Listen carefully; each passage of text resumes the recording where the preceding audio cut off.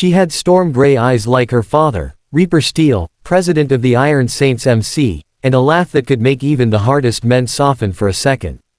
On Saturdays she rode on the front of Reaper's Harley, tiny hands gripping the bars, pigtails flying under a helmet that read, "Princess of the Road." On the night of October 13th, Ravenna vanished.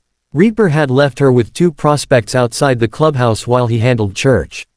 10 minutes. That was all it took. A black van, 3 masked men, a needle in her neck. By the time the prospects hit the ground bleeding, the van was already gone. The ransom video arrived an hour later. Javier El Cuervo Morales, the rising king of the Veracruz cartel's northern pipeline, stared into the camera with dead fish eyes. Behind him, Ravenna sat tied to a metal chair in a concrete room, tears cutting clean lines through the dirt on her cheeks. She was trying so hard not to cry out loud that her whole body shook. "Reaper Steele," Morales said in accented English, "you burned 3 of my trucks last month. That cost me $12 million. Now I take something priceless from you. $100 million in 48 hours, or your little princess becomes fish food in the bay. No cops. You know the rules." The video ended with Ravenna whispering, "Daddy, I'm scared," before Morales backhanded her so hard the chair tipped over. Reaper didn't scream. He didn't break anything. He just went still. The kind of still that comes before a hurricane tears the world apart. Then he called church. Every chapter from Seattle to San Diego rolled in before sunrise.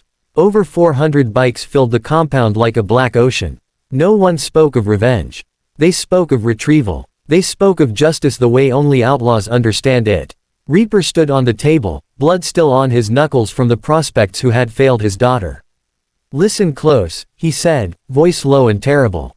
"We are not asking permission. We are not begging. We are not paying one damn dime.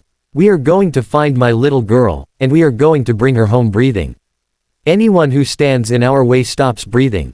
That is the only vote on the table." 400 men slammed their fists on the wood in perfect unison. The sound was thunder. What happened next became legend. They didn't call the police. They called in every debt, every favor, every snitch from Tijuana to Portland.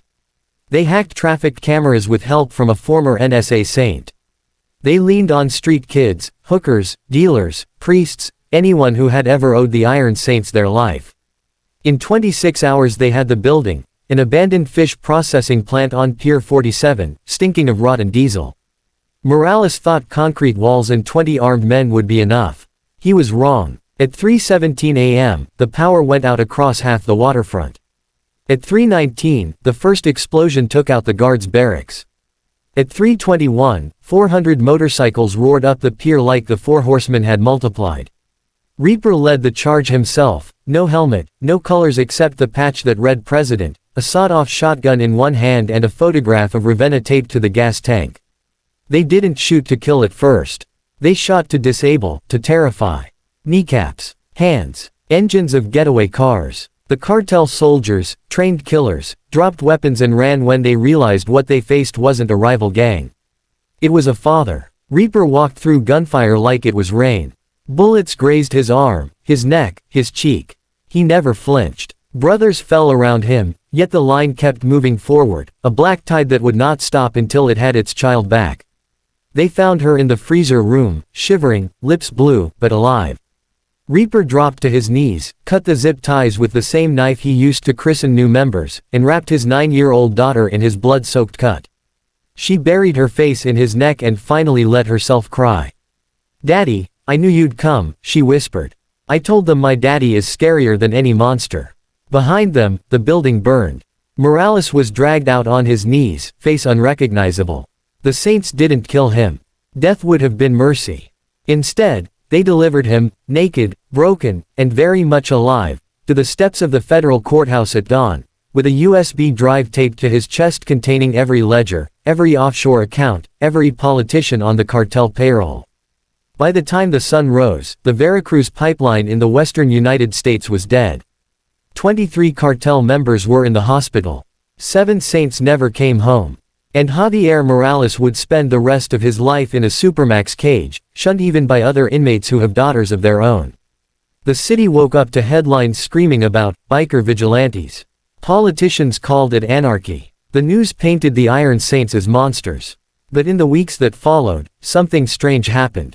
Flowers began appearing at the clubhouse gates. Handwritten letters. Toys for Ravenna. Mothers, complete strangers, stood outside with signs that read "Thank you for showing us what fathers will do."